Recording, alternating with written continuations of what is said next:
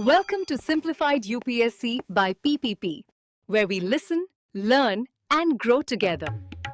Detailed notes in English and Hindi, plus practice questions for prelims and mains, only on our Telegram channel. Link in description. Want early access to all videos of this series? Join our paid Telegram group for just 499 rupees. One-time payment, lifetime access. WhatsApp now to join us. नमस्कार। UPSC की तैयारी में physical भूगोल एक ऐसा subject है जहां हर concept दूसरे से जुड़ा होता है और इसमें भू आकृतियों यानी लैंडफॉर्म्स को समझना सबसे जरूरी है।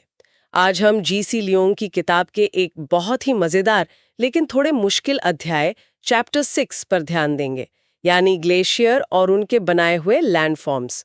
तो आज का अपना मकसद बिल्कुल साफ है, इस मुश्किल टॉपिक को एकदम आसान बनाना है। हम प्रीलिम्स और मेंस दोनों के नजरिए से सबसे काम की जानकारी निकालेंगे और उन शब्दों के बीच का फर्क समझेंगे जो अक्सर एग्जाम में हमें उलझा देते हैं। चलिए आज हम एक काल्पनिक यात्रा पर चलते हैं। हम एक ग्लेशियर के ऊपर सवार हैं जो हिमालय की चोटी से शुरू हो रहा है। देखते हैं कि यह अपने रास्ते में जमीन को कैसे बदलता है और जब ये पिघल जाता है तो पीछे क्या छोड़ जाता है। बिल्कुल, और ये यात्रा बहुत ज़रूरी है क्योंकि यूपीएससी का ये पसंदीदा इलाका है। हम ग्लेशियर के दो मुख्य प्रकारों से शुरू करेंगे, फिर देखेंगे कि वो ज़मीन को कैसे तराशते और बनाते हैं। इसके बाद हम कुछ क्लासिक प्रीलिम्स के सवालों को सुलझाने की कोशिश करेंगे और आखिर में मेंस के एक बहुत बड़े सवाल से जुड़ेंगे। जब ग्लेशियर पिघलकर पीछे हटते हैं तो दुनिया पर उसका क्या असर होता है। तो चलिए इसे खोलकर समझते हैं।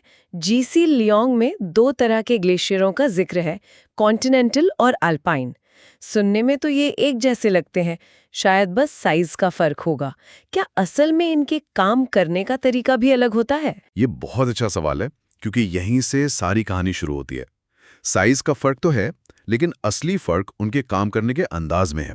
पहला है महाद्वीपीय हिमनद, कॉन्टिनेंटल ग्लेशियर्स।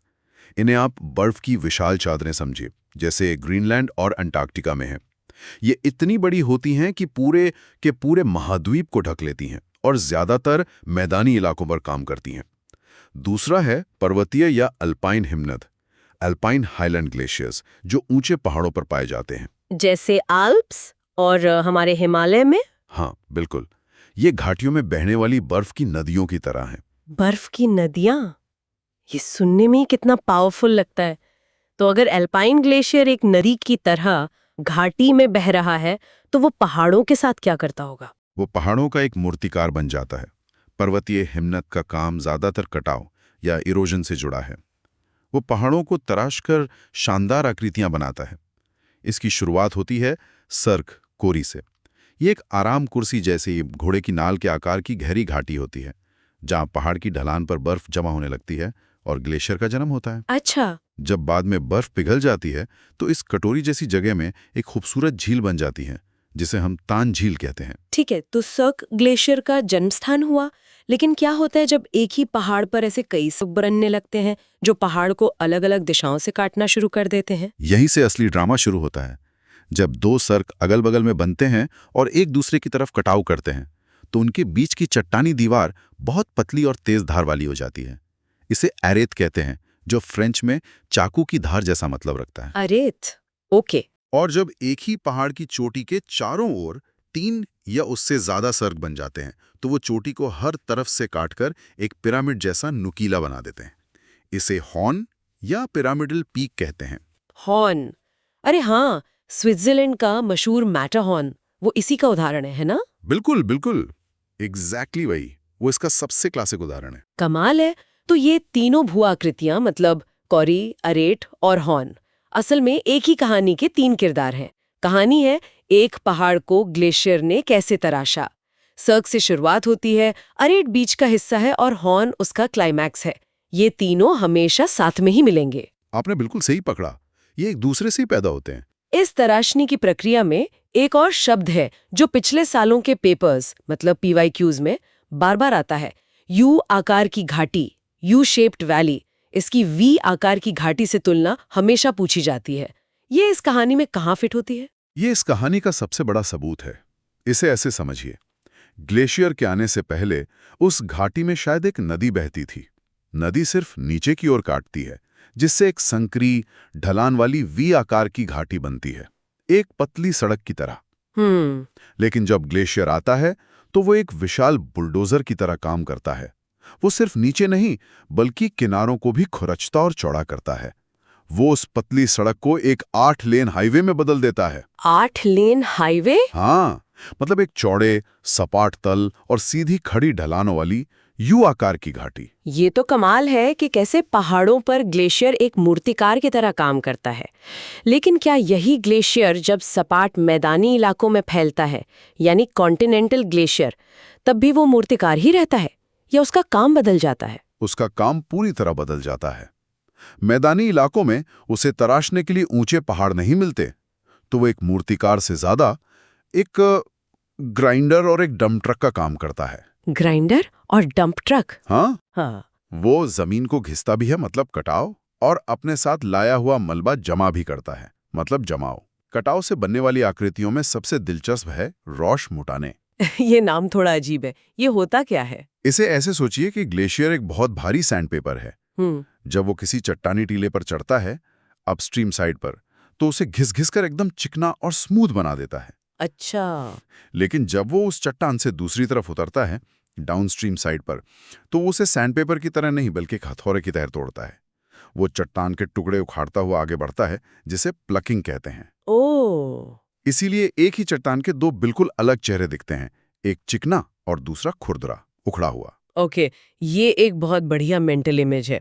लेकिन फिर एक और शब्द आता है, क्रैग एंड टेल। ये भी तो एक टीला ही है। इन्हें एग्जाम हॉल में कैसे अलग पहचाने? यहाँ एक बहुत बारीक लेकिन जरूरी फर्क है। रॉश मोटाने एक ही तरह की मजबूत चट्टान से बना होता है। लेकिन क्रैग एंड टेल की कहानी में दो किरदार हैं, एक मजबूत चट्टान और एक कमजोर चट्टान। इसमें एक सख्त प्रतिरोधी चट्टान, जिसे क्रैग कहते हैं, ग्लेशियर के रास्ते में खड़ी हो जाती है। ग्लेशियर उसे तो नहीं हटा पाता, लेकिन वो अपने पीछे मौजूद नरम चट्टान को ग्लेशियर के कटाव से बचा लेती है। अच्छा, तो वो एक शील्ड की तरह काम करती है। हाँ बिल्कुल। इससे सख्त चट्टान के पीछे नरम मलबे की एक पूंछ जैसी आकृति यानी टेल बन जाती है। अच्छा। एडिनबर्ग का मशहूर कासल रॉक इसका एक बेहतरीन उदाहरण है, जहां कासल एक क्रैक पर बना है और उसके पीछे शहर की सड़क एक टेल की तरह फैली है। समझ गया। एक में प्रक्रिया का फर्क है, दूसरे में मटेरियल का। अच्छा, तो ये तो हुई ग्लेशियर की तोड़ने फोड़ने की बात। अब उस मलबे का क्या होता है जिसे वो अपने साथ लेके चलता है? जब वो पिघलता है तो पीछे क्या छोड़ जाता है? हाँ, जब महाद्वीपीय ग्लेशियर पिघलते हैं तो वो अपने साथ लाया हुआ सारा मलबा जमा कर देते हैं। इस मलबे को बोल्डर क्ले कहते हैं, जो असल में मिट्टी, रेत और बड़े छोटे पत्थरों का एक बिना छाटा हुआ मिक्सचर होता है, जिसे ग्लेशियर अपने साथ घसीट कर लाता है। इससे 3 मुख्य आकृतियां बनती हैं। ओके।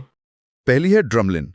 ये इसी बोल्डर क्ले से बनी उल्टी नाव या चम्मच जैसी छोटी छोटी पहाड़ियां होती हैं। इनका नुकीला सेरा ग्लेशियर के बहने की दिशा में होता है। जब ये हजारों की संख्या में एक साथ मिलती हैं तो वो नज़ारा अंडों की टोकरी वाली स्थलाकृति यानी बास्केट ऑफ एग्स टोपोग्राफी कहलाता है। अंडों की टोकरी। दूसरी है एस्कर्स। ये बहुत ही खास हैं। ये ग्लेशियर के नीचे उसकी सतह के अंदर सुरंगों में पिघले पानी की धाराओं द्वारा जमा की गई रेत और बजरी के लंबे सांप की तरह टेढ़े-मेढ़े टीले होते हैं। ग्लेशियर के नीचे सुरंगों में? हाँ। जब ग्लेशियर पिघल जाता है तो ये नदी का सूखा हुआ रास्ता एक टीले की तरह जमीन पर रह जाता है। और तीसरी है मोरेन्स। ये सबसे कॉमन है। ये ग्लेशियर द्वारा अपने साथ लाए गए चट्टानी मलबे के सीधे सीधे ढेर होते हैं। ये ग्लेशियर के किनारों पर हो सकते हैं, बीच में हो सकते हैं, या जहां ग्लेशियर खत्म होता है वहां जमा हो सकते हैं। यहाँ ये सच में दिलचस्प हो जाता है।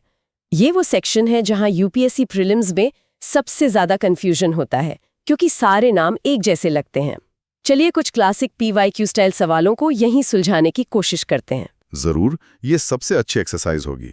तो पहला सवाल, रॉश मोटाने और क्रैग एंड टेल में मुख्य अंतर क्या है? ठीक है, मैं कोशिश करती हूँ। रॉश मोटाने, वो आपकी सैंडपेपर और हथौड़े वाली बात। तो ये एक ही चट्टान है जिसके 2 अलग चेहरे हैं, जो ग्लेशियर के एक्शन की वजह से बने हैं। और क्रैग एंड टेल, टेल का मतलब है कि कुछ बचाया जा रहा है। तो एक मजबूत चट्टान क्रैग एक कमजोर चट्टान टेल को बचा रही है। तो मुख्य अंतर ये हुआ कि एक में एक ही तरह के चट्टान है और दूसरे में 2 अलग अलग तरह की। क्या मैं सही सोच रही हूँ? हाँ, आपने बिल्कुल सही पकड़ा। यही वो कीवर्ड है जो यूपीएससी पूछता है। एक में प्रक्रिया यानी प्रोसेस का अंतर है, दूसरे में चट्टानों की प्रतिरोधक क्षमता, डिफरेंशियल इरोशन का। बहुत बढ़िया। अब दूसरा सवाल, अंडों की टोकरी वाली स्थलाकृति, बास्केट ऑफ एग्स टोपोग्राफी, किस भू आकृति से संबंधित है? अरे ये तो आपने अभी बताया, ये ड्रमलिन से जुड़ी है। ये मलबे के जमाव से बनी अंडाकार पहाड़ियां हैं जो एक साथ पाई जाती हैं और एक टोकरी में रखे अंडों जैसी दिखती हैं। ये तो सीधा सीधा याद रखने वाला फैक्ट है। शानदार। अब आखिरी और सबसे ट्रिकी सवाल, एस्कर और मोरेन में से कौन सी आकृति ग्लेशियर के नीचे बहने वाले पिघले पानी से बनती है? यहाँ थोड़ा सोचना पड़ेगा। मोरेन तो वो मलबा है जो ग्लेशियर सीधे सीधे जमा करता है, जैसे कोई डंप ट्रक कचरा फेंक देता है, उसमें कोई छटाई नहीं होती। लेकिन एस्कर रेत और बजरी के बने हैं और इन कणों को अलग अलग करने और एक लाइन में जमाने का काम सिर्फ पानी ही कर सकता है। ग्लेशियर तो बर्फ है, वो ऐसा नहीं कर सकता। तो इसका मतलब ये पानी का काम है जो ग्लेशियर के नीचे किसी सुरंग में बह रहा होगा। तो जवाब एस्कर है। एकदम सटीक। आपकी सोचने की प्रक्रिया बिल्कुल सही है। यही वो बारीकियां हैं जिन पर प्रीलिम्स में ध्यान देना होता है। एस्कर एक फ्लूवियो ग्लेशियल जमाव है, यानी पानी और ग्लेशियर का मिला-जुला काम। जबकि मोरेन सीधे सीधे ग्लेशियल जमाव है। यही वो कीवर्ड है जो मार्क्स दिलाता है। तो इन सब का क्या मतलब है? हमने देख लिया कि ग्लेशियर्स जमीन को कैसे बनाते और बिगाड़ते हैं, लेकिन मेंस के लिए एक बहुत बड़ा टॉपिक, खासकर जलवायु परिवर्तन को देखते हुए, ये है कि जब भी ग्लेशियर्स पीछे हटते हैं तो क्या होता है। इस घटना का भू आकृतियों और समुद्र के स्तर पर क्या प्रभाव पड़ा? ये एक बहुत बड़ा और गहरा प्रभाव था जिसके निशान आज भी पूरी पृथ्वी पर मौजूद हैं। जब ग्लेशियर पिघलते हैं तो वो अपने द्वारा बनाई और जमा की गई हर चीज पीछे छोड़ जाते हैं। मैदानी इलाकों में हमें मोरेन, ड्रमलिन और एस्कर की पूरी लैंडस्केप मिलती है। पहाड़ों में सर्ग जैसी खाली जगहों में पानी भर जाने से खूबसूरत टान झीलें बनती हैं। अच्छा। ऊ आकार की घाटियों में भी पानी जमा होने से लंबी पतली झीलें बन जाती हैं।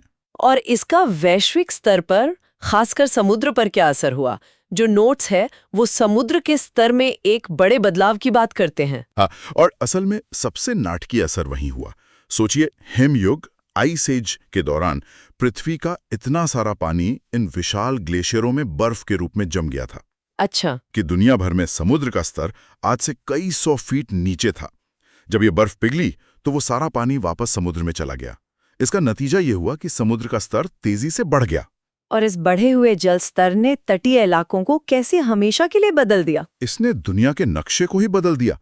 बढ़ते हुए समुद्र ने तटीय इलाकों में पानी भर दिया और डूबी हुई घाटियों, सबमर्ज्ड वैलीज का निर्माण किया। इससे दो खास तरह के तट बने। पहला है रिया तट, रिया कोस्ट्स, जो तब बनता है जब नदी की घाटियों में समुद्र का पानी भर जाता है। लेकिन दूसरा, जो सीधे सीधे ग्लेशियर से जुड़ा है, वो है फ्योर्ड तट, फ्योर्ड कोस्ट्स। फ्योर्ड, हाँ, नॉर्वे की तस्वीरें याद आ गईं। पली घाटियों में घुस जाता है।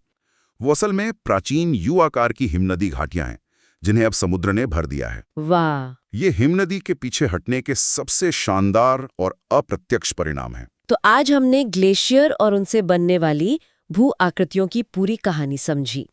हमने पहाड़ों के मूर्तिकार, एल्पाइन ग्लेशियर और मैदानों के ग्राइंडर और डंप ट्रक यानी महाद्वीपीय ग्लेशियरों के बीच का फर्क देखा। प्रीलिम्स के लिए जरूरी शब्दों को सुलझाया और मेंस के नजरिए से ग्लेशियरों के पिघलने के दूरगामी प्रभावों को भी जाना। और अंत में एक विचार, ये स्रोत हमें अतीत में बर्फ से बनी दुनिया की तस्वीर दिखाते हैं।